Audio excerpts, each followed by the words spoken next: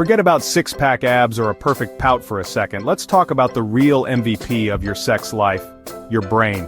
It's the command center, the director, and the main character in the story of your desire. Before anything happens below the belt, it all starts with a spark up there. Your brain decides if that person across the room is a yes, please, or a no, thanks. It's the ultimate matchmaker, swiping right on sensations, thoughts, and feelings long before your body gets the memo. Think of your body as the sound system, but your brain is the DJ. It chooses the song, sets the mood, and decides when to drop the beat. If the DJ is stressed or distracted, the dance floor stays empty, no matter how good the speakers are. Your brain is constantly processing, is it safe? Is this fun? Am I into this? It's the master controller that gives the green light for pleasure. So, a great sex life isn't just about physical mechanics, it's about brain health. Creating a mental environment where desire can bloom is key. It's about feeling safe, relaxed, and present in your own mind. Your brain is the gatekeeper to pleasure, and understanding how it works is the first step to unlocking a more fulfilling sex life. This incredible organ stores your past experiences, secret worries, and wildest dreams. So, next time you think about what makes someone sexy, remember to give credit to the amazing, mysterious organ running the show from the very top. It's time we gave the brain the sexy credit it deserves. Ever felt like your body just isn't cooperating with your desires? Welcome to the world of sexual dysfunction. Imagine your sexual response system as a car. The brain is the engine, desire is the gas, and your body is the transmission.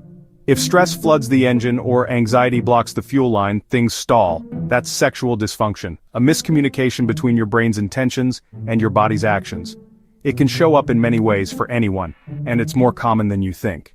The good news? It's not a life sentence. Most issues are rooted in psychology, not just biology. So let's pop the hood and see what's really happening. Knowledge is power.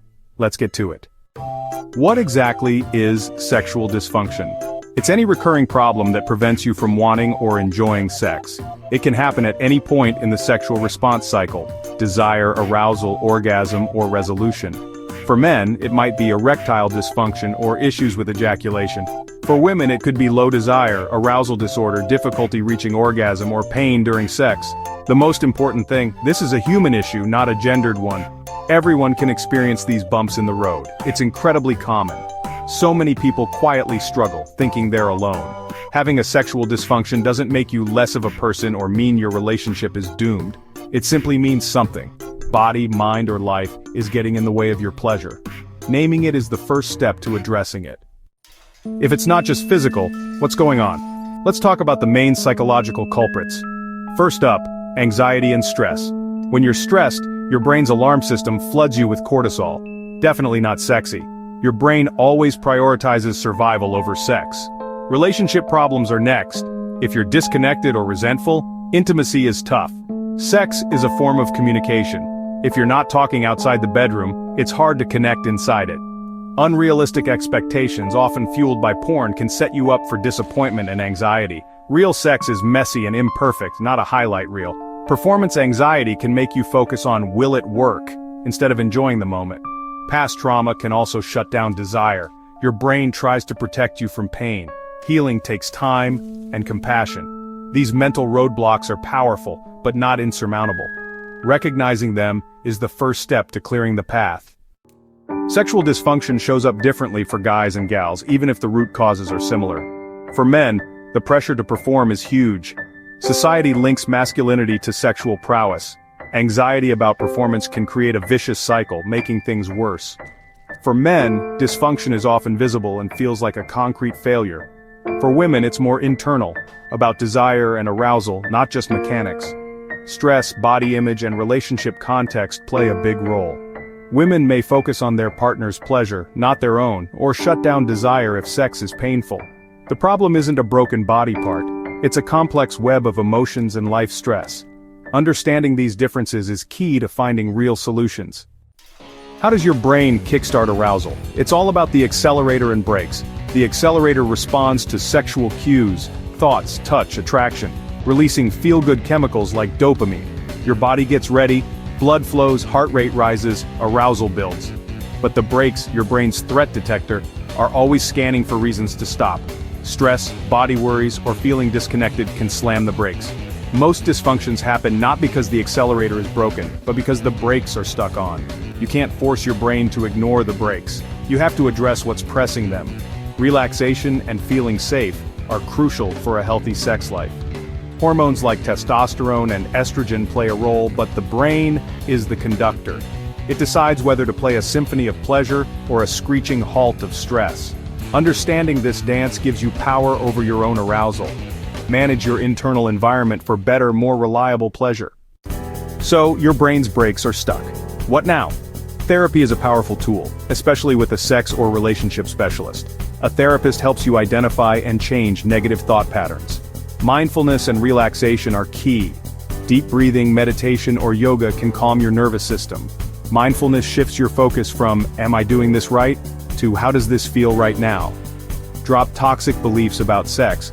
Let go of the idea that it has to look a certain way. Real sex is about connection, not performance. Give yourself and your partner permission to be imperfect. Reclaim sex as something for your pleasure, not just for someone else's approval. Be patient and kind to yourself. Healing is a process.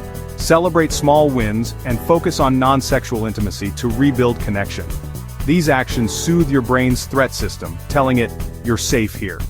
A holistic approach, mind, body, and relationship, gets your groove back. If there's one magic bullet, it's communication. Talking to your partner about what you're experiencing is scary, but it's the most direct route to a solution. Keeping struggles secret creates misunderstanding and hurt. Opening up can instantly diffuse tension. Start the conversation at a neutral time, not in the bedroom. Use I statements to express your feelings without blame. This invites your partner to be on your team, not the problem. Educate your partner about how stress and the brain's brakes work. When they understand, they're less likely to take it personally. Together, brainstorm ways to create a relaxed, pressure-free environment for intimacy. Vulnerability builds trust and emotional safety, making your relationship stronger. Take a deep breath and start the conversation.